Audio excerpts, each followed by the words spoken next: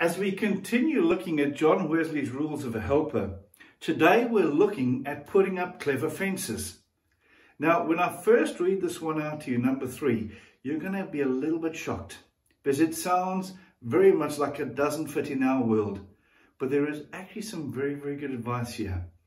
The rule says this: converse sparingly and cautiously with women, particularly young women. Wow, that is sexist and harsh and sometimes feels a little bit impractical.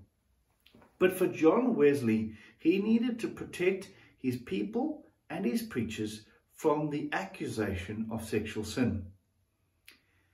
Today we might look at that differently and say, put up appropriate boundaries when you're preaching or ministering in God's name.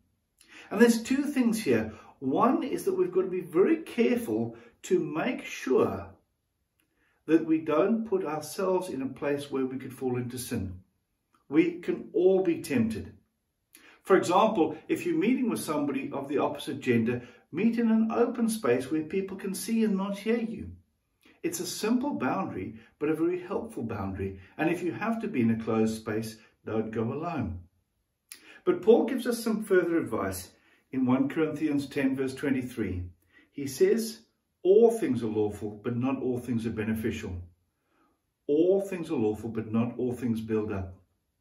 I can go out there and do a number of things, but it's not always helpful. And so we've got to be careful about the appearance of sin as well. That no accusation could ever be thrown up against us, because an accusation against us is ultimately an accusation against the church and God and affects all of our reputation. Many Christians have lost their reputation because they didn't put up appropriate boundaries. And so today, all that John Wesley is suggesting is that we put up appropriate boundaries so we don't get into trouble or look like we could be sinning. Hard to hear, but probably very good advice. Let's pray.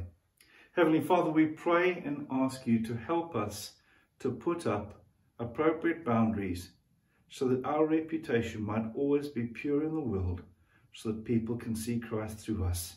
In Jesus' name, amen.